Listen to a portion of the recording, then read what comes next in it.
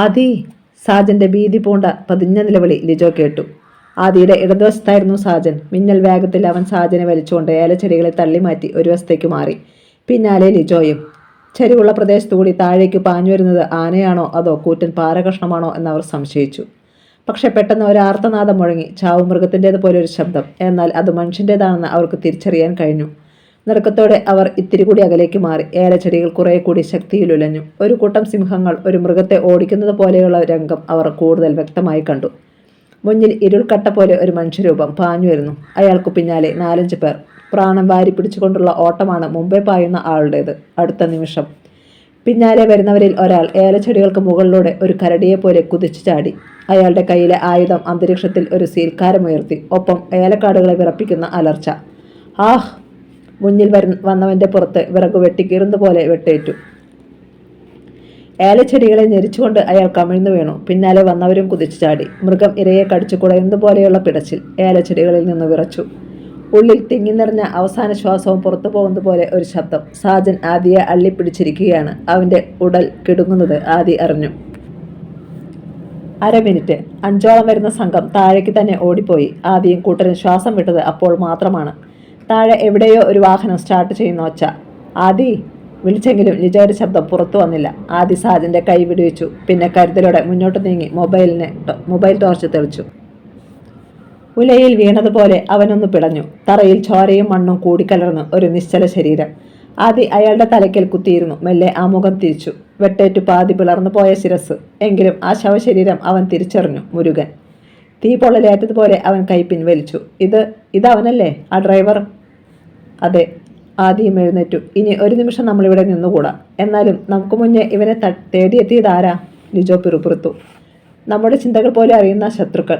ആദിയുടെ പല്ലുകൾ ചേർന്ന് ഞെരിഞ്ഞു. വളരെ വേഗം അവർ ജീപ്പിനടുത്തെത്തി. അപ്പോഴും അവരുടെ ശ്വാസഗതി നേരെയായിരുന്നില്ല.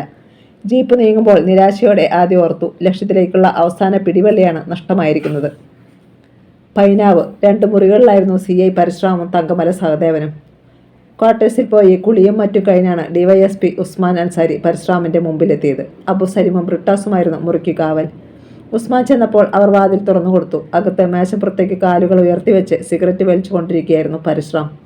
മുന്നിൽ കൊണ്ടുവച്ചിരുന്ന ഭക്ഷണം അയാൾ തൊടുക പോലും ചെയ്തിട്ടില്ല. ഉസ്മാനെ കണ്ടതും അയാൾ കാൽ താഴ്ത്തി. മേശയുടെ മറുഭാഗത്ത് ഒരു കസേര നീക്കിയിട്ട് DYSPയും ഇരുന്നു. പരശുറാം സംയമനം പാലിച്ചു. മനസ്സിനെ പാകപ്പെടുത്തി കഴിഞ്ഞെന്ന് ഉസ്മാന് മനസ്സിലായി. കാരണം ആ മുഖത്തിപ്പോൾ പതർച്ചയുടെ ലാഞ്ചന പോലുമില്ല. പരശുറാം! അയാളുടെ കണ്ണുകളിലേക്ക് നോക്കി ഉസ്മാൻ വിളിച്ചു.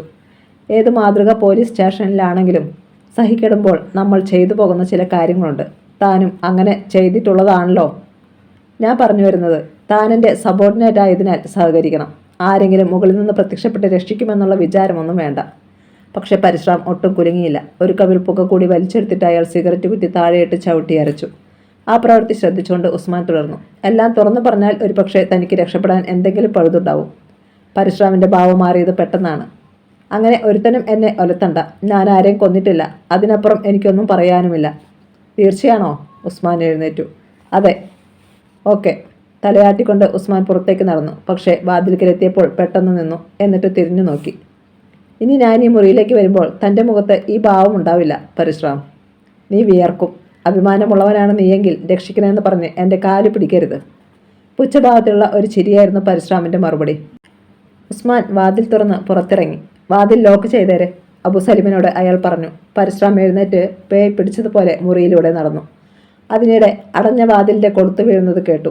ഉസ്മാൻ അൻസാരി നേരെ തങ്കമല സഹദേവൻ്റെ മുന്നിലെത്തി. ലെനിൻ, ആലക്കോടനും ചന്ദ്രശേഖരനും ഒപ്പമുണ്ടായിരുന്നു. ആകെ പതറിയ മട്ടിലായിരുന്നു സഹദേവൻ. അയാൾ പെട്ടെന്ന് കസേരയിൽ നിന്ന് എഴുന്നേൽക്കാൻ ഭാവിക്കുമ്പോൾ ചന്ദ്രശേഖരൻ അവിടെ തന്നെ പിടിച്ചിരുത്തി. വലിയ നേതാവല്ലയോ താൻ? എഴുന്നേറ്റ് ബഹുമാനിച്ച് ഞങ്ങളെ നാണം കെടുത്തല്ലേ? അയാൾ സഹദേവൻ്റെ കവളത്തൊന്ന് തടവി. നല്ല മൃദുത്വം. ഒന്നങ്ങോട്ട് പൊട്ടിച്ചു തരട്ടെ ഞാൻ? നല്ല രസമായിരിക്കും. വിരൽപ്പാട് അങ്ങനെ കിടക്കും. ചന്ദ്രശേഖരൻ തിരക്കി. അയ്യോ വേണ്ട. സഹദേവൻ്റെ മുഖത്ത് ഭീതി ഒരു വലയം തീർത്തു. ഉസ്മാൻ അയാളുടെ തൊട്ട് മുമ്പിലെത്തി. സഹദേവൻ്റെ വീട്ടിൽ ആരൊക്കെയുണ്ട്? അമ്മയും ഭാര്യയും 2 കുഞ്ഞുങ്ങളും. അവരെ അനാഥരാക്കാൻ തന്നെ തീരുമാനിച്ചോ താൻ? ഉസ്മാൻ മീശയൊന്ന് പിരിച്ചു. പിന്നെ അയാളുടെ തൊട്ട് മുന്നിൽ കസേരയിലിരുന്നു. സാർ, പറ്റിപ്പോയി. സഹദേവൻ വിക്കി. അയാളെ കൊല്ലണമെന്ന് കരുതി ചെയ്തതല്ല. ആരെ? ദേവനായകത്തെ. ഉസ്മാൻ്റെ കണ്ണുകൾ ഇടുങ്ങി. ഇപ്പോഴും താൻ ആ പിടിച്ചെടുത്ത് തന്നെ നിൽക്കുകയാ അല്ലേ? ഉസ്മാൻ ചോദിച്ചു. എന്തിനാടോ മറ്റൊരാൾ ചെയ്ത കുറ്റം ഏറ്റെടുത്ത് തൻ്റെ ജീവിതം തൊലിച്ചു കളയുന്നത്? സഹദേവൻ മിണ്ടിയില്ല. അയാൾക്ക് പിന്നിൽ നിൽക്കുകയാണ് ചന്ദ്രശേഖരനും ലെനിനും. സഹദേവ, ഉസ്മാൻ മയത്തിൽ വിളിച്ചു. താൻ ഈ കുറ്റമേറ്റാലുണ്ടാകുന്ന പ്രത്യാഘാതങ്ങൾ എന്തൊക്കെയാണെന്നറിയാമോ? നഷ്ടം തനിക്ക് മാത്രമാവും. തൻ്റെ കുഞ്ഞുങ്ങൾ പിച്ച് തണ്ടി കഴിയേണ്ടി വരും. എന്നിട്ടും സഹദേവൻ്റെ മനസ്സ് മാറിയില്ല. ഉസ്മാൻ്റെ ഉള്ളിൽ സംശയത്തിൻ്റെ അനേകം നാഗങ്ങൾ പുളഞ്ഞു. ശരി, ഉസ്മാൻ ലെനിനെ നോക്കി. ഞാൻ പോകുക ലെനിനെ. ഇവനാണത് ചെയ്തതെങ്കിൽ ഒന്നും നോക്കണ്ട, ശരീരത്ത് പാടൊന്നും കാണുകയും വരുത്. സഹദേവൻ കിടുങ്ങിപ്പോയി. മനസ്സിലായി സാർ. ലെനിനും ചന്ദ്രശേഖരനും കൂടി സഹദേവൻ്റെ അരികിൽ തറയിൽ ഒരു തോർത്ത് വിരിച്ചു. അതിൽ പൊതിച്ച് വൃത്തിയാക്കിയ ഒരു തേങ്ങ വച്ച് ചുരുട്ടി. ഇതെന്തിനാണെന്ന് അറിയാമോട്ടോ സഹദേവ? ഇല്ല, അയാളുടെ ശബ്ദം വെച്ചു. നിന്റെ നെഞ്ചത്ത് വെച്ച് ഞങ്ങൾ ചമ്മന്തി അരയ്ക്കാൻ പോകുക. സഹദേവൻ്റെ ശ്വാസഗതി വർദ്ധിച്ചു. ചന്ദ്രശേഖരൻ വിളിച്ചു. കോടതിയിലെത്തുമ്പോൾ നിന്റെ തൊലിപ്പുറത്ത് ഒറ്റപ്പാടും കാണില്ല. എന്നാൽ ഉള്ളിലുള്ളതൊക്കെ ചതഞ്ഞുടഞ്ഞ് ചോരയേറ്റ് വീണുകൊണ്ടിരിക്കും. നീ ചോരപ്പെടുക്കും. ഏറിയാൽ 3 മാസം, അതിനപ്പുറം പോകില്ല നിന്റെ നെഞ്ചത്ത് റീത്തു വയ്ക്കാൻ. സഹദേവൻ്റെ തൊണ്ട പറ്റി. ഉസ്മാൻ എഴുന്നേറ്റ് അയാൾക്ക് മുന്നിൽ കുനിഞ്ഞു നിന്നു. സഹദേവ, നീ പറഞ്ഞത് മുഴുവൻ ഞാൻ വിശ്വസിക്കാം. ദേവനായകത്തെ കൊന്നത് നീയാണ്. പക്ഷേ കെട്ടിത്തൂക്കിയത് ആരൊക്കെയാ? സഹദേവൻ പതറി. അത് ഞാൻ തന്നെയാണ് സാർ. കൈവീശി അയാളുടെ കർണത്തൊരടിയായിരുന്നു ഉസ്മാൻ്റെ പ്രതികരണം. അടുത്ത നിമിഷം തറയിൽ ആഞ്ഞു ചവിട്ടിക്കൊണ്ട് സഹദേവൻ്റെ ഷർട്ടിൽ അയാൾ കുത്തിപ്പിടിച്ചു. പിന്നെ വലിച്ചുയർത്തി മുഖം തന്നിലേക്ക് അടുപ്പിച്ചു. നീ ഒറ്റയ്ക്ക് എങ്ങനെ കെട്ടിത്തൂക്കി? നിലവിളി പോലെ സഹദേവൻ്റെ ശബ്ദം പുറത്തു ചാടി. ജീപ്പ് മരക്കൊമ്പിനടിയിലേക്ക് നീക്കിയിട്ടു സാർ. പിന്നെ അയാളുടെ കഴുത്തിൽ മുണ്ടു കെട്ടി മരക്കൊമ്പിലേക്ക് വലിച്ചു കയറ്റുകയായിരുന്നു. ശേഷം ജീപ്പ് നീക്കിയിട്ടു. ഉള്ളിലിരിപ്പ് വ്യക്തമാകാത്ത ഭാവത്തിൽ ഉസ്മാൻ അൻസാരി തലയിളക്കി. അയാളോട് നിങ്ങൾക്ക് ശത്രുത തോന്നാൻ കാരണം? സഹദേവൻ ഉസ്മാൻ്റെ മുഖത്ത് നോക്കിയില്ല. അയാൾ എൻ്റെ ഭാര്യയോട് മോശമായി പെരുമാറി സാർ. കഷ്ടം. ഉസ്മാൻ്റെ മുഖത്ത് പുച്ഛം വന്നു. ആ സ്ത്രീക്കും പേരുദോഷമുണ്ടാക്കിയേ നീ അടങ്ങൂ അല്ലേടാ ചെറ്റേ? തന്ത്രം പാളിയവനെ പോലെ സഹദേവൻ മിഴിച്ചു നിന്നു. ഒരു തരത്തിലും അയാൾ പരശുറാമിനെ ഇതിലേക്ക് വലിച്ചേക്കില്ലെന്ന് ഉസ്മാന് ബോധ്യമായി. അയാൾ പിന്തിരിഞ്ഞു. ലെനിൻ, നിങ്ങളുടെ ജോലി തുടങ്ങിക്കോ. ഉസ്മാൻ തിരിഞ്ഞു വാതിൽക്കിലെത്തിയപ്പോൾ പിന്നിൽ ഒരു ഇടിയുടെ ശബ്ദവും സഹദേവൻ്റെ കരച്ചിലും കേട്ടു. എന്നെ കൊന്നാലും ഇതിൽ കൂടുതലൊന്നും കിട്ടാൻ പോകുന്നില്ല സാറുമാരെ. രാത്രി തന്നെ ഉസ്മാൻ തമ്പുരാൻ IPSൻ്റെ ക്വാർട്ടേഴ്സിലെത്തി. എല്ലാം കേട്ടുകഴിഞ്ഞ് തമ്പുരാൻ പറഞ്ഞു. സഹദേവൻ ഒരു ഡമ്മി തന്നെയാണെന്ന കാര്യത്തിൽ സംശയമില്ല. പക്ഷേ മൃതദേഹം കെട്ടിത്തൂക്കുന്നത് കണ്ടെന്ന് പറയുന്ന സതീശൻ്റെ മൊഴി പരശുറാമിലേക്ക് വിരൽ ചൂണ്ടുന്ന ശക്തമായ ഒരു എവിഡൻസ് ആവില്ല. കോടതിയിൽ നിന്ന് പരശുറാം പുല്ലുപോലെ രക്ഷപ്പെടും. മാത്രമല്ല, ഈ സതീശൻ തികഞ്ഞൊരു മദ്യപാനിയാണ്. മദ്യലഹരിയിൽ അയാൾക്ക് ആളുമാറിപ്പോയതാണെന്ന് നിസ്സംശയം പ്രതിഭാഗം വക്കീലിന് സ്ഥാപിക്കാം. ഉസ്മാൻ അസ്വസ്ഥനായി. പരശുറാമിന് ഇതിൽ കൈയുണ്ട് സാർ. എനിക്കറിയാം, ഞാനത് പറഞ്ഞല്ലോ. പക്ഷേ എവിഡൻസ്. അതിന് പെട്ടെന്നൊരു ഉത്തരം നൽകാൻ ഉസ്മാൻ ആയില്ല. തമ്പുരാൻ ഒരു സിഗരറ്റ് കത്തിച്ച് 2 കവിൾ പുകയൂതി. അതിനുള്ളിലൂടെ മഞ്ഞിലൂടെ എന്നവണ്ണം ഉസ്മാൻ്റെ മുഖം കണ്ടു. തൻ്റെ ബുദ്ധി ശരിക്കൊന്ന് പ്രവർത്തിപ്പിച്ച് നോക്കൂ ഉസ്മാനെ. കടൽ പോലെ വഴികൾ തുറന്നു കിട്ടും. താൻ എന്തൊക്കെ പറഞ്ഞിട്ടും ഭീഷണിപ്പെടുത്തിയിട്ടും സഹദേവൻ എന്താ പറഞ്ഞിടത്തു നിന്ന് മാറാത്തത്? ഭാര്യയും കുഞ്ഞുങ്ങളും പിച്ചെടുക്കുമെന്ന് പറഞ്ഞിട്ട് കൂടി അയാൾക്ക് രക്ഷപ്പെടാൻ കഴിയില്ലെന്ന് ഉറപ്പായിട്ട് കൂടി. കാർമേഘത്തിനുള്ളിൽ പൊടുന്നതിന് ഒരു നക്ഷത്രം തെളിഞ്ഞതുപോലെ ഉസ്മാൻ്റെ തലച്ചോറിൽ ഒരു വെളിച്ചം മിന്നി. സർ. അതേടോ, അതിന് തക്കതായ ലാഭം സഹദേവൻ ഉണ്ടായിട്ടുണ്ട്. ആഭ്യന്തരമന്ത്രി ഇപ്പോൾ ഓപ്പറേഷൻ കുബേര സ്റ്റാർട്ട് ചെയ്തിരിക്കുകയാണല്ലോ. അതിൻ്റെ പേര് പറഞ്ഞ് തനിക്ക് എവിടെയും കയറി ആരുടെയും പേരിൽ ഒരു റിട്ടേൺ കംപ്ലൈൻറ്റ് തയ്യാറാക്കി ഫയൽ ചെയ്തേക്കുക. ഉസ്മാന് കാര്യം മനസ്സിലായി. SPയെ സല്യൂട്ട് ചെയ്തിട്ട് അയാൾ പെട്ടെന്നിറങ്ങി. വെളുപ്പിന് 4 മണി. തങ്കമലയിലെ തേയിലത്തോട്ടങ്ങൾക്ക് മീതെ വെള്ളസാരി വിധിച്ചതുപോലെ മഞ്ഞ് പരന്നു കിടക്കുകയാണ്. ആകാശവും ഭൂമിയും തിരിച്ചറിയാൻ പറ്റാത്ത വിധത്തിൽ. താഴെ പാമ്പിനെ പോലെ പുളഞ്ഞു കിടക്കുന്ന റോഡിലൂടെ 2 മഞ്ഞ ലൈറ്റുകളുടെ അകമ്പടിയോടെ ഒരു വാഹനം കയറി വന്നു കൊണ്ടിരുന്നു. ഘനീഭവിച്ച നിശബ്ദതയിൽ അതിൻ്റെ ശബ്ദം മലമുടക്കുകളിൽ വല്ലാത്ത ഇരമ്പൽ തീർത്തു. ലയങ്ങൾക്ക് താഴെ ഓടിത്തളർന്നതുപോലെ വാഹനം കിതച്ചു നിന്നു. തീക്കണ്ണുകൾ അണഞ്ഞു. വാതിലിൽ ശക്തമായ മുട്ടുകേട്ടാണ് സഹദേവൻ്റെ ഭാര്യ മായ ഞെട്ടിയുണർന്നത്. ഇരുളിൽ അവൾക്കാദ്യം ഒന്നും പിടികിട്ടിയില്ല. അവൾ കാതോർത്തു. ഏയ്! വീണ്ടും വാതിൽ തട്ടുന്ന ഒച്ച. കഴുത്തുവരെ മൂടി പുതച്ചിരുന്ന അവൾ നീരസത്തോടെ എഴുന്നേറ്റു. ആരാ? മായ മുറിക്കുള്ള ലൈറ്റ് തെളിച്ചു. ഞങ്ങൾ സഹദേവൻ പറഞ്ഞിട്ട് വന്നതാ. പുറത്തുനിന്ന് ശബ്ദം. അവൾ പെട്ടെന്ന് അഴിഞ്ഞ മുടി തലയ്ക്ക് പിന്നിൽ വാരിക്കെട്ടി. ബ്ലൗസിന് മീതെ ഒരു തോർത്തെടുത്ത് കുറുകെയിട്ടു. പിന്നെ കുട്ടികളെ നോക്കി. തലവഴി മൂടിപ്പൊതച്ച് 2 പേരും നല്ല ഉറക്കത്തിലാണ്. അപ്പച്ചി അപ്പുറത്തെ മുറിയിലാണ്. വാതിൽ തുറന്നേ. പുറത്തുള്ളവർക്ക് അസ്വസ്ഥത. ദാ വരുന്നു. അവൾ ചെന്ന് വാതിൽ തുറന്നു. അകത്തെ വെളിച്ചം പുറത്തേക്ക് പാളി വീണു. അവൾ നോക്കി. അപരിചിതരായ 2 പേർ. ചേട്ടൻ എന്തു പറഞ്ഞു? ഒരാൾ ശബ്ദം താഴ്ത്തി. പോലീസ് ഇവിടെ വരാനിടയുണ്ടെന്ന്. മായയുടെ മുഖത്ത് പെട്ടെന്ന് ഭീതിയുടെ ഒരു കർട്ടൻ വീണു. ഞാൻ പറഞ്ഞതാ ആവശ്യമില്ലാത്ത പണിക്ക് പോകണ്ടാന്ന്. അവൾക്ക് ദേഷ്യവും സങ്കടവും വന്നു. അതുപോട്ടെ, നിങ്ങളാരാ? സഹദേവൻ്റെ കൂട്ടുകാരാ. പരശുമലയിലെ വീട്. അല്ല, നേരത്തെ കണ്ടിട്ടില്ല. ഞങ്ങൾ സമരപന്തലിൽ ഒന്നിച്ചായിരുന്നു. ഒരാൾ തിരിഞ്ഞ് പുറത്തേക്ക് നോക്കി. 10 അടി അകലത്തിലുള്ള കാഴ്ചകൾ പോലും കിട്ടുന്നില്ല. സഹദേവൻ ചോദിച്ചു, പോലീസ് വന്ന് ചോദിച്ചാൽ മായ എന്തു പറയുമെന്ന്. ചേട്ടനെന്തിയെ? പോലീസ് വിട്ടോ? അവൾക്ക് ഉൾക്കണ്ട. എങ്ങനെ വിടാൻ? കൊന്നത് അവനാണെന്ന് പോലീസിനോട് സമ്മതിച്ചേക്കുമല്ലേ? ഒന്നുകിൽ തൂക്കുകയർ, അല്ലെങ്കിൽ ജീവപര്യന്തം. രണ്ടിലൊന്നുറപ്പാ. മായ ശക്തിയായി നടുങ്ങി. അങ്ങനെയൊന്നും ഉണ്ടാവില്ലെന്നാണല്ലോ ചേട്ടൻ പരശു സാർ രക്ഷിച്ചോളുമെന്ന്. കാര്യം കൈവിട്ടു പോയി പെങ്ങളെ, ഒരാൾ സഹതാപത്തോടെ അറിയിച്ചു. എങ്കിൽ ഞാൻ എല്ലാ പോലീസിനോട് തുറന്നു പറയും. ആകത്തയുടെ മുഖത്തൊരു ചിരി വന്നു. ഇതറിയാൻ തന്നെയാടി ഞങ്ങൾ വന്നത്. അവരുടെ ഭാവം മാറിയത് പെട്ടെന്നാണ്. ഞൊടിയിടയിൽ അവർ അകത്തേക്ക് പാഞ്ഞു കയറി വാതിലടച്ചു. ആസന്നമായ അപകടത്തിൻ്റെ ചൂര് മായയ്ക്ക് അനുഭവപ്പെട്ടു. അപ്പച്ചി, മായ അലറി വിളിച്ചു. ചി, മിണ്ടരുത്. ഒരാൾ അവളുടെ വായ പൊത്തി.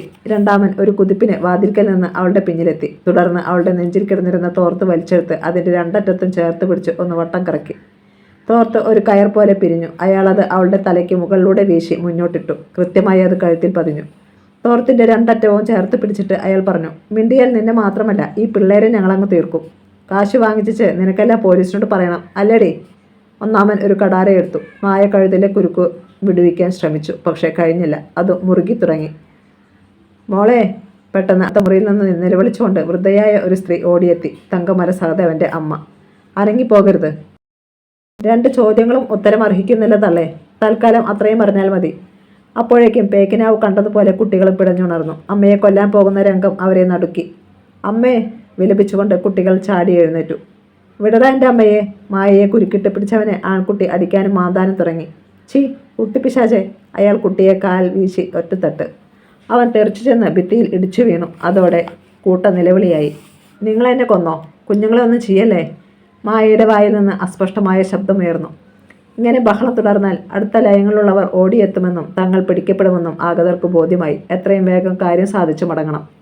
താഴ്വരയിൽ ഏതോ വാഹനത്തിൻ്റെ ഒച്ച കേട്ടു. കുട്ടികൾ നിലവിളി നിർത്തുന്നില്ല. പെൺകുട്ടി മായയെ അള്ളിപ്പിടിച്ചാണ് നിലവിളിക്കുന്നത്. ഒരാൾ തിരിഞ്ഞ് സഹദേവൻ്റെ അമ്മയെ നോക്കി. മര്യാദയ്ക്ക് ഇതുങ്ങളെ പിടിച്ച് അപ്പുറത്തെ മുറിയിൽ കയറി മിണ്ടാതിരുന്നോണം, അല്ലെങ്കിൽ 4 ശവങ്ങൾ ഇവിടെ വീഴും. വൃദ്ധ അടിമുടി വിറയ്ക്കുകയാണ്. അവർക്ക് അനുസരിക്കാതെ നിവൃത്തിയില്ലായിരുന്നു. അയാൾ കുട്ടികളെ വലിച്ചു പറിച്ചെറിയുന്നത് പോലെ അടുത്ത മുറിയിലേക്ക് തള്ളി. പിന്നെ വൃദ്ധയുടെ പിടലിക്ക് പിടിച്ചൊരേറ്. ഇരുളിൽ ചാക്കുകെട്ട് വീഴുന്നത് പോലെ ഒരു ശബ്ദവും അടച്ച നിലവിളിയും. കുട്ടികളും വല്ലാതെ ഭയന്നു പോയി. അവർക്ക് നിലവിളി വിലങ്ങി. അയാൾ വാതിൽ വലിച്ചടിച്ച് പുറത്തുനിന്ന് ഓടാമ്പലിട്ടു. എവിടെടി പരശുറാം സാർ കൊടുത്തു വിട്ട പണം? തോർത്തൊന്ന് കൂടി മുറുക്കുന്നതിനിടെ അയാളുടെ കല്ലിച്ച സ്വരം. മായയുടെ കണ്ണുകൾ തുറക്കുകയും പിന്നോട്ട് മറിയുകയും ചെയ്തു തുടങ്ങിയിരുന്നു. ശ്വാസവും. എടി പറയാൻ! തളർന്ന കൈനീട്ടി അവൾ കട്ടിലിനടിലേക്ക് ചൂണ്ടി. ഒരാൾ അവിടേക്ക് കുനിഞ്ഞു. അവിടെ നിന്നൊരു തകരപ്പെട്ടി വലിച്ചെടുത്തു. തുറന്നു നോക്കടാ, രണ്ടാമൻ്റെ നിർദ്ദേശം. അയാളത് തുറന്നു. അവരുടെ കണ്ണുകൾ വിടർന്നു. അടുക്കി വെച്ചിരിക്കുന്ന 1000ൻ്റെ നോട്ടുകെട്ടുകൾ. പെട്ടി തുറന്നവൻ ഒരു കെട്ടെടുത്ത് പുസ്തകം മറിക്കുന്നത് പോലെ മറിച്ചു നോക്കി. പുത്തൻ നോട്ടിൻ്റെ മണം. ഇത് എത്രയുണ്ടടി? മായയ്ക്ക് മിണ്ടാനായില്ല. അയാൾ തോർത്ത് അല്പം അയച്ചു. കരയിൽ പിടിച്ചിട്ട മത്സ്യത്തെ പെട്ടെന്ന് വെള്ളത്തിലേക്ക് ഇട്ടതുപോലെ മായ ഒന്നുലഞ്ഞു. ശ്വാസം വലിച്ചു വിട്ടു. 10 ലക്ഷം. അവൾ വിക്കി. കഷ്ടം, നിന്റെ ഭർത്താവിൻ്റെ ജീവന് ഇത്രയേ ഉള്ളോടി വില. അയാളുടെ ശബ്ദം മാറി. വേഷം കെട്ടെടുക്കല്ലേടി. ബാക്കി എവിടെ? 50 ലക്ഷമായിരുന്നല്ലോ വാഗ്ദാനം. ഇത്രയേ തന്നുള്ളൂ, ബാക്കി പിന്നെ തരാമെന്ന് പറഞ്ഞു. മായ കഴുത്ത് തടവി. പിന്നെ കണ്ണുകൾ കൊണ്ട് ചുറ്റുമൊന്നൊഴിഞ്ഞു. എന്നാലേ അത് കൂടി കിട്ടുന്നത് വരെ കാത്തിരിക്കാനുള്ള നേരം ഞങ്ങൾക്കില്ല. പിന്നെ പോലീസിനോട് നീ ഏതാണ്ടങ്ങ് ഒലത്തുമെന്ന് പറഞ്ഞല്ലോ. ഇനി സമയം കളയാനില്ല. പെട്ടി അടച്ച് കയ്യിലെടുത്തുകൊണ്ട് രണ്ടാമൻ നിവർന്നു. തട്ടിയേരടാ, അയാൾ ഒന്നാമന് നിർദ്ദേശം നൽകി. തോർത്ത് വീണ്ടും മായയുടെ കഴുത്തിൽ മുറുകി. അവൾ വല്ലാതെ പിടഞ്ഞു. പിന്നോട്ട് കൈ കടത്തി അയാളെ മാന്തി. അപ്പോഴേക്കും കാലുകളുടെ ബലം പോയി. പിഴിഞ്ഞുകൊണ്ടവൾ അയാളുടെ ശരീരത്തിൽ ഉരഞ്ഞ് തറയിലേക്ക് നിരങ്ങി. മരണത്തിൻ്റെയും ജീവിതത്തിൻ്റെയും ഇടയിലുള്ള അവസാന നിമിഷം. പെട്ടെന്ന് ഒരു ട്രക്ക് വന്നിടിച്ചതുപോലെ വാതിൽപ്പാളി ഒന്ന് കുലുങ്ങി. വിജാഗിരികൾ ഇളകി. അത് അകത്തേക്ക് മറിഞ്ഞു. കിടുങ്ങിപ്പോയി കൊലയാളികൾ. വാതിൽപ്പാളിയുടെ പുറത്തേക്ക് ഇരുളിൽ നിന്ന് കാക്കി പാൻസും ഷൂസും അണിഞ്ഞ കാലുകൾ വരുന്നത് അവർ കണ്ടു. ഉസ്മാൻ അൻസാരി. മിന്നലിൻ്റെ വേഗത മാത്രമേ അവരറിഞ്ഞുള്ളൂ. മായയുടെ കഴുത്തിൽ കുരുക്ക് മുറുക്കിയവൻ്റെ ചെവിക്കും തോളിനുമിടയിൽ ഉരുക്കുമുഷ്ടിയുടെ ഒരു പ്രഹരം. അയ്യോ! നിലവിളിയോടെ അയാൾ തോർത്തിലെ പിടിവിട്ടു. മായയുടെ ശരീരം വാഴത്തട പോലെ തറയിൽ വീണു. ആ ക്ഷണം പെട്ടിയുമായി രണ്ടാമൻ പുറത്തേക്ക് കുതിച്ചു. ഉസ്മാൻ പിന്നിൽ നിന്ന് അയാളുടെ ഷർട്ടിൽ പിടിച്ചു പുറകോട്ട് വലിച്ചു. അയാൾ മലർന്നു വളഞ്ഞതും കൈമുട്ടുകൊണ്ട് നെഞ്ചിൻ്റെ മധ്യത്തിൽ ഒറ്റയിടി. ആഹ്!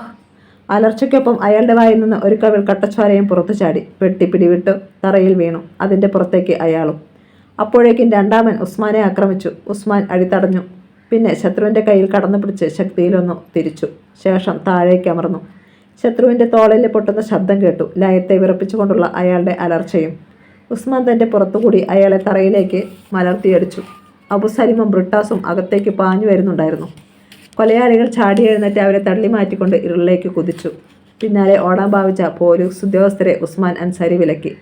അവർ പോട്ടെ, നമ്മൾ വന്നത് വേറെ കാര്യത്തിനല്ലേ? ഉസ്മാൻ മായയ്ക്ക് നേരെ തലതിരിച്ചു. തറയിൽ കുത്തിയിരുന്ന് കഴുത്ത് തടവുകയും ചുമയ്ക്കുകയും ചെയ്യുകയാണവൾ. കണ്ണുമല്ലാതെ ചുവന്നിരിക്കുന്നു. പാപത്തിൻ്റെ ശമ്പളം മരണമാണെന്ന ബൈബിൾ വാക്യം ഇപ്പോൾ ഓർമ്മ വരുന്നത് ഉസ്മാൻ അവളോട് പറഞ്ഞു. തൻ്റെ രക്ഷകൻ ആരാണെന്ന് മായ തിരിച്ചറിഞ്ഞത് അപ്പോഴാണ്. അവൾ ആ കാലിലേക്ക് വീണു. രക്ഷിക്കണം സാർ. രക്ഷിച്ചു കഴിഞ്ഞാണോ ഇത് പറയുന്നത്? ഉസ്മാൻ ചിരിച്ചു. എന്നെയല്ല, സഹദേവേട്ടനെ രക്ഷിക്കണം സാർ. ഉസ്മാൻ്റെ ചിരി മാഞ്ഞു. പുരികം ചുളിഞ്ഞു. മായ ഇത്തിരി വെള്ളം കുടിക്കേ, എന്നിട്ട് നമുക്ക് സംസാരിക്കാം. അപ്പോൾ അടുത്ത മുറിയുടെ വാതിലിൽ തട്ടുന്ന ശബ്ദം കേട്ടു. ഉസ്മാൻ ബ്രിട്ടാസിനെ നോക്കി. അയാൾ ചെന്ന് വാതിൽ തുറന്നു. സഹദേവൻ്റെ അമ്മയും കുഞ്ഞുങ്ങളും ഓടി വന്നു. അമ്മേ! കുട്ടികൾ സന്തോഷത്തോടെ മായയെ കെട്ടിപ്പിടിച്ചു. സഹദേവൻ്റെ അമ്മയാണ് മായയ്ക്ക് വെള്ളം കൊണ്ടു കൊടുത്തത്. അത് കുടിക്കുമ്പോൾ തൊണ്ട പൊട്ടി തകർന്ന് അടഞ്ഞിരിക്കുന്നത് പോലെ അവൾക്ക് തോന്നി. വെള്ളം ഇറങ്ങുന്നില്ല. ഉസ്മാനും സംഘവും അവിടെയുണ്ടായിരുന്ന കസേരകളിൽ ഇരുന്നു. മായയ്ക്ക് ഇത്തിരി ആശ്വാസം തോന്നി. ഇനി പറയൂ, ഒരാളെ കൊലപ്പെടുത്തിയ നിങ്ങളുടെ ഭർത്താവിനെ ഞാൻ എങ്ങനെ രക്ഷിക്കാനാണ്? അവളിൽ നിന്ന് നോട്ടപ്പറിക്കാതെ ഉസ്മാൻ അൻസാരി മീശയിലൊന്ന് തടവി. ഇല്ല സാർ, അങ്ങേരെ ആരെയും കൊന്നിട്ടില്ല, അവൾ തർക്കിച്ചു. പക്ഷെ അയാൾ സമ്മതിച്ചല്ലോ. മായയോട് അപമര്യാദയായി പെരുമാറിയ ദേവനായകത്തെ കൊന്നു കെട്ടിത്തൂക്കിയെന്ന്. ഉസ്മാൻ അവളുടെ കണ്ണുകളിലേക്ക് നോട്ടം മാറ്റി. ഇല്ല സാർ, ഈ പറയുന്ന ദേവനായകത്തെ ഞാൻ കണ്ടിട്ടുകൂടിയില്ല. ഉസ്മാൻ മെല്ലെ തലയാട്ടി. പിന്നെന്തിനാ സഹദേവൻ ഈ കൊലക്കുറ്റമേറ്റത്? മായ ഒന്ന് തേങ്ങി. പരിശുദ്ധാർ പറഞ്ഞതുകൊണ്ട്. അവർ തമ്മിൽ മറ്റാർക്കും അറിയാത്ത എന്തൊക്കെയോ ബിസിനസ്സുകളുണ്ട് സാർ. മാത്രമല്ല, കുറ്റമേറ്റാൽ 50 ലക്ഷം രൂപ തരാമെന്നും പറഞ്ഞു. പിന്നെ കേസിൽ നിന്ന് രക്ഷിക്കാമെന്നും. അവൾ പെട്ടിക്ക് നേരെ കഴിച്ചുകൊണ്ടി. ആ പണം അതിൻ്റെ അഡ്വാൻസാണ്. ഉസ്മാൻ എഴുന്നേറ്റ് മുറിയിലൂടെ 2 ചാൽ നടന്നു. ആരാണിത് ഇവിടെ കൊണ്ടുവന്നത്? പരിശുദ്ധാറിൻ്റെ അനുജൻ രവി സാറ്. എങ്കിൽ ഒന്നും വിട്ടുപോകാതെ പറഞ്ഞോ. ഇപ്പോൾ ഇവിടെ വന്നവർ പറഞ്ഞതും പ്രവർത്തിച്ചതുമെല്ലാം. നിന്റെ ഭർത്താവിനെ രക്ഷിക്കാമോ എന്ന് ഞാനൊന്ന് നോക്കട്ടെ, മായ പറഞ്ഞു തുടങ്ങി. ഉസ്മാൻ തൻ്റെ സെൽഫോണിലെ റെക്കോർഡർ ഓൺ ചെയ്തു.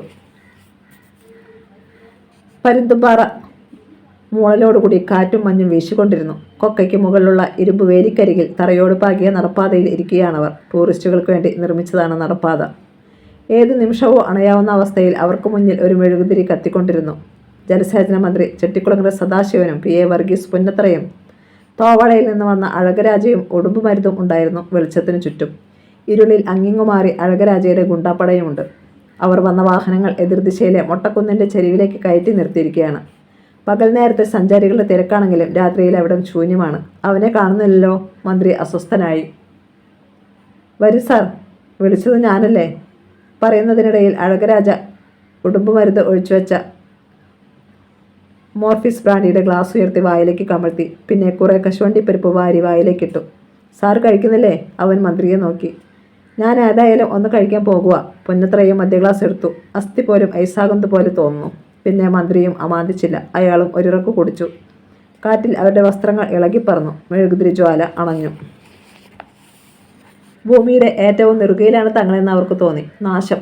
പിറുപ്പുറത്തുകൊണ്ട് ഉടുമ്പുമരുത് വീണ്ടും മെഴുകുതിരി തെളിച്ചു. മദ്യക്കുപ്പിയുടെ കവറിൻ്റെ ഇരുഭാഗത്തെയും വായുഭാഗം കീറിക്കളഞ്ഞിട്ട് അത് മെഴുകുതിരിക്ക് മീതെ കമഴ്ത്തി. ഇപ്പോൾ അതൊരു ചിമ്മിനി വിളക്ക് പോലെയായി. പിന്നെ അഴകരാജ തുടർന്നു. ഞാനിങ്ങനെ ഒരു ഉപകാരം അങ്ങോട്ട് ചെയ്തു തരുമ്പോൾ തിരിച്ചിങ്ങോട്ടും ചിലതുണ്ടാവണം. ദേവനായകത്തോട് പറഞ്ഞിരുന്ന കാര്യങ്ങൾ തന്നെയാ. മന്ത്രി തിരിഞ്ഞു. എന്ത് വേണേലും ചെയ്യാം. പക്ഷേ അവൻ ഉസ്മാൻ അൻസാരി, അവനെ തീർത്തു തരണം. അത് നടന്നിരിക്കും. അഴകരാജയ്ക്ക് സംശയമില്ലായിരുന്നു. പെട്ടെന്ന് താഴ്വാരത്ത് നിന്നും കയറ്റി കയറി വരുന്ന ഒരു വാഹനത്തിൻ്റെ ഹെഡ്ലൈറ്റുകൾ അവർ കണ്ടു. അത് അവൻ തന്നെയാ. അഴകരാജ പുഞ്ചിരിച്ചു. 5 മിനിറ്റ് കഴിഞ്ഞപ്പോൾ ചെരുവിൽ ഒരു വാഹനം വന്നു നിന്നു. ഏവരും തിരിഞ്ഞു നോക്കി. വാഹനത്തിൻ്റെ ഡോർ തുറന്നടഞ്ഞു. ഇരുൾക്കട്ട പോലെ ഒരാൾ അരികിലേക്ക് വന്നു. അയാളുടെ കാലച്ചകൾക്ക് പോലും ഒരു നടുക്കമുണ്ടായിരുന്നു. മെഴുകുതിരിയുടെ വെളിച്ചത്തിൽ അയാളുടെ മുഖമാണ് ആദ്യം കണ്ടത്. സാധാരണയിൽ കവിഞ്ഞ വലിപ്പമുള്ള തല, ചുവന്ന വട്ടക്കണ്ണുകളും കട്ടിമീശയും, നര വീണു തുടങ്ങിയ പറ്റെ വെട്ടിയ താടി. 2 അടി കൂടി മുന്നോട്ട് വന്നപ്പോൾ ശരീരം പൂർണ്ണമായി വെളിച്ചത്തിലെത്തി. തേക്കിൻ ശിഖരങ്ങൾ പോലെയുള്ള കൈക്കാലുകൾ, ജീൻസും ഷർട്ടും വേഷം. ഷൺമുഖൻ, മാർത്താണ്ഡം ഷൺമുഖൻ. പുന്നത്തറ പിറുപിറുത്തു. ആമാ. അയാൾ മീശയൊന്ന് തടവി. നാട് ഭരിക്കുന്ന മന്ത്രിക്ക് പോലും പാവം ഷൺമുഖത്തിൻ്റെ ആവശ്യം വന്നാൽ ഷൺമുഖത്തിന് അവതരിക്കാതിരിക്കാൻ പറ്റുമോ? ரொம்ப സന്തോഷം സാർ. അയാൾ കൈകൂപ്പി. ഷൺമുഖത്തിൻ്റെ തടിച്ച വിരലുകളിൽ വെള്ളിമോതിരങ്ങൾ തിളങ്ങി. സദാശിവൻ പതറിപ്പോയി. കേരള പോലീസിൻ്റെ പിടികിട്ടാ പുള്ളിയാണ് ഷൺമുഖൻ. തലസ്ഥാനത്ത് കൊട്ടേഷൻ പൂർത്തിയാക്കിയിട്ട് മാർത്താണ്ഡത്തിന് കടക്കും. തമിഴ്നാട് പോലീസ് ഇവനെ കാട്ടിത്തരത്തുമില്ല. തിരുവനന്തപുരത്ത് മാത്രം 50-ലധികം കേസുകളിൽ പ്രതി. സാറെന്തോ ഓർക്കുന്നതെന്ന് എനിക്കറിയാം. ബിസിനസ് ഈസ് ബിസിനസ്, അത്രയും ഓർത്താൽ മതി. പറഞ്ഞുകൊണ്ട് അയാൾ മരുന്നിന് നേർക്ക് കൈനീട്ടി. മോർഫിസിൻ്റെ ഒരു കുപ്പി അയാൾ എടുത്തു കൊടുത്തു. അത് വാങ്ങിക്കൊണ്ട് മാർത്താണ്ഡം ഇരുന്നു. ഇടം കൈമുട്ടുകൊണ്ട് അടുപ്പിനുമീതെ ഒന്ന് മുട്ടി. താറാവിൻ്റെ കഴുത്ത് പിരിക്കുന്നത് പോലെ കുപ്പി തുറന്നു. അടപ്പ് കൊക്കയിലേക്ക് വലിച്ചെറിഞ്ഞിട്ട് കുപ്പി വായിലേക്ക് ചരിച്ചു, വെള്ളം പോലും ചേർക്കാതെ. മീനിൻ്റെ ചെകിള അനങ്ങുന്നത് പോലെ ഒരു ചലനം അയാളുടെ തൊണ്ടയിൽ മറ്റുള്ളവർ കണ്ടു. 3-4 കവിൾ കുടിച്ചിട്ട് ഷൺമുഖൻ കുപ്പി മാറ്റി പുറം കൈകൊണ്ട് ചുണ്ടു തുടച്ചു. ഇനി പറഞ്ഞോ? ഷർട്ടിൻ്റെ കൈകൾ ഒന്നുകൂടി പിന്നോട്ട് തള്ളിക്കൊണ്ട് അയാൾ അഴകരാജയ്ക്ക് നേരെ തിരിഞ്ഞു. ബിസിനസ് ഡീൽ നമ്മൾ തമ്മിലാണ്. അഴകരാജ നിവർന്നിരുന്നു. ടാർജറ്റ് 2 പേർ. ഒന്നൊരു പോലീസ് ഉദ്യോഗസ്ഥൻ, മറ്റവൻ കുമളിയിലെ ഒരു റൗഡി. ഈ മരുന്നിൻ്റെ കാര്യങ്ങൾ ഇത്തരത്തിലാക്കിയത് അവനാ. അവനെ ജീവനോടെ എനിക്ക് വേണം. പോലീസുകാരൻ്റെ ശവം പോലും വേണ്ട. മാർത്താണ്ഡൻ തല കുലുക്കിയിട്ട് ഒരിറക്കു മദ്യം കൂടി അകത്താക്കി. സാബ് പറഞ്ഞാൽ മതി. ഇവരിൽ ആരെ വേണം ആദ്യം? മാർത്താണ്ഡൻ ചോദിച്ചു. നിർത്തും മുമ്പ് അവർക്കരികിൽ പന്ത് പോലെ ഒരു സാധനം വന്നു നിന്നു. ഒരു ഗുണ്ട്. അതിൻ്റെ തിരിയിൽ തീപ്പൊരികൾ മിന്നി. അടുത്ത നിമിഷം അത് പൊട്ടി. മെഴുകുതിരി തെറിച്ചുപോയി. സകലരും കിടുങ്ങി. എല്ലാവരും വെടിമരുന്നിൻ്റെ ഗന്ധമുള്ള പുകയ്ക്കുള്ളിലായി. അവർ ചാടി എഴുന്നേറ്റു. മങ്ങിയ നാട്ടുവെളിച്ചത്തിൽ പുകയ്ക്ക് പുറത്ത് ഒരു രൂപം അനങ്ങി. ആദ്യം രണ്ടാമത് പറഞ്ഞയാളാവട്ടെ, കുമളിയിലെ ഗുണ്ട. ജീവനോടെ ഇതാ മുന്നിൽ. ഇടിമുഴക്കം പോലെയുള്ള സ്വരം കേട്ടു. പുകയ്ക്കുള്ളിലൂടെ ആദിശങ്കരൻ മാർത്താണ്ഡൻ്റെ തൊട്ട് മുന്നിലെത്തി. മാർത്താണ്ഡ ഷൺമുഖൻ്റെ മനസ്സിൽ മുന്നറിയിപ്പിൻ്റെ ഒരു കുത്തലുണ്ടായി. ഇര ഇങ്ങോട്ട് ധൈര്യപൂർവ്വം വന്നെങ്കിൽ അവനെ സൂക്ഷിക്കണം. തൻ്റെ പേര് കേൾക്കുമ്പോൾ തന്നെ മാളത്തിലൊളിക്കുന്ന ഇരകളായിരുന്നു ഇത്ര നാളും. എന്നാൽ ഇവൻ ആദിശങ്കരൻ തലച്ചോറിലും ഞരമ്പിലോടുന്ന ചോരയിലും ചങ്കൂറ്റമുള്ളവനാണ്. ഇങ്ങനെയുള്ളവർ തീർത്തും അപകടകാരിയാണ്. വെടിമരുന്നു ഗന്ധമുള്ള പുകയ്ക്കുള്ളിലും മാർത്താണ്ഡ ഷൺമുഖൻ ശത്രുവിൻ്റെ അവ്യക്തമായ രൂപം നോക്കിക്കണ്ടു. ആരെയും കൂസാതെ നെഞ്ചും വിരിച്ച് നിവർന്നു നിൽക്കുകയാണവൻ. ഇരുളിൽ മറിഞ്ഞിരുന്ന അഴകരാജയുടെ ഗുണ്ടാ സൈന്യം പൊടുന്നനെ പാഞ്ഞെത്തി. അവൻ പുകയ്ക്ക് ചുറ്റും ഒരു വലയം തീർത്തു. മുന്നോട്ടാഞ്ഞ അവരെ അഴകരാജ വിലക്കി. നോ. എന്തിനാ തടയുന്നേ? വരാൻ പറ രാജേ അവരോട്. നമുക്കൊന്നിച്ചു ചാവാം. അതോടെ ഈ സംസ്ഥാനത്തെ കാർന്നു തിന്നുന്ന ദുഷിപ്പിൻ്റെ ദൃശ്യമായ മന്ത്രിയും തീർന്നോളുമല്ലോ. അത് കേട്ട് സദാശിവൻ നടുങ്ങിപ്പോയി. വേണ്ട രാജേ, അരുത്. മന്ത്രിയുടെ ഒച്ച വിറച്ചു. ആദിയുടെ ശബ്ദം പരുന്തും പാറയിൽ മുഴങ്ങി. മാർത്താണ്ഡം ഷൺമുഖ, തലസ്ഥാന നഗരിയിൽ നീ ഒത്തിരി ഉണ്ടാക്കിയിട്ടുണ്ടാവും. പക്ഷേ ഇത് വേറെ സ്ഥലമാ, വേറെ ആളും. തൊട്ടാൽ തൊടുന്നവനെ പൊട്ടിക്കുന്നവരാ ഞങ്ങൾ. ശത്രുവിൻ്റെ ചൂരടിക്കുന്ന നേരത്തെ തന്നെ അവരെ അങ്ങോട്ട് ചെന്ന് കാണുന്നതാണ് ഞങ്ങളുടെ രീതി. ആദി. ഷൺമുഖൻ്റെ കടിച്ചു പിടിച്ച പല്ലുകൾക്കിടയിലൂടെ വാക്കുകൾ ചതഞ്ഞറിഞ്ഞു പുറത്തു ചാടി. നിന്റെ ഈ ചങ്കൂറ്റം അതെനിക്കിഷ്ടമായി. ശക്തന്മാരോട് പൊരുതുന്നതാ എനിക്കും താല്പര്യം. പക്ഷേ എന്തു ചെയ്യാം? നിന്റെ പ്രാണനെടുക്കാതെ എനിക്ക് ഇവിടുന്ന് പോകാൻ പറ്റില്ലല്ലോ. നീ പോകരുത് ഷൺമുഖ, പോകരുത്. ചത്തങ്ങ് പരലോകത്ത് ചെല്ലുമ്പോൾ നിനക്ക് ഓർക്കാനും അഭിമാനിക്കാനും എന്തെങ്കിലുമൊക്കെ വേണ്ടേ? അത് തന്നെ ഞാൻ ഇവിടുന്ന് വിടൂ. പിന്നെ ഇപ്പോൾ വന്നത് എന്നെ ശരിക്ക് കാണാൻ നിനക്ക് ഒരു അവസരം തരാൻ. അല്ലെങ്കിൽ നീ ആളുമാറി ഏതെങ്കിലും പാവത്തിൻ്റെ നെഞ്ചത്ത് കത്തി കയറ്റിയാലോ? കണ്ടോടെ ശരിക്ക്. പറഞ്ഞതും അവൻ വലതു കൈയുടെ ചൂണ്ടുവിരലും തള്ളവിരലും ചേർത്ത് പിടിച്ച് നാവിനടിയിലേക്ക് കയറ്റി ഒന്ന് ചൂളം വിളിച്ചു. അടുത്ത നിമിഷം എതിർഭാഗത്തെ കുന്നിൽ നിന്ന് 10ഓളം വാഹനങ്ങളുടെ ഹെഡ്ലൈറ്റുകൾ തെളിഞ്ഞു. അവർ നിന്ന ഭാഗം പ്രകാശപൂരിതമായി. മന്ത്രിയുടെ തൊണ്ട വരണ്ടു. ദയനീയമായി അയാൾ വർഗീസ് പുന്നത്രയെയും അഴകരാജയെയും നോക്കി. ഒപ്പം മറ്റൊന്നുകൂടി കണ്ടു. കഥ തുടരും.